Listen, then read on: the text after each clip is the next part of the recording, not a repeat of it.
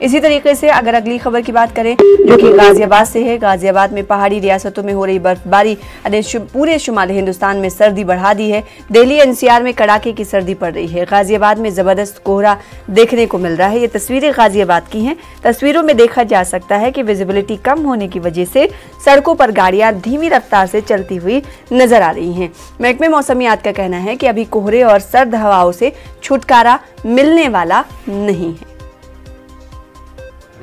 और मौसम की वजह से काम भी नहीं निकल रहा है, फ्री बैठे हैं। कोहरा कैसा है? कोहरा बहुत ज़्यादा है, विजिबिलिटी ज़्यादा से ज़्यादा 2 मीटर की है। तो गाड़ी चलाने में क्या परेशानी? गाड़ी चलाने में आज बहुत परेशानी हो रही है जी। तो गाड़ी चलाते समय मैंने तो साइड में खड़ी कर दी है क्योंकि ज़्यादा विजिबिलिटी रिस्क लेना है।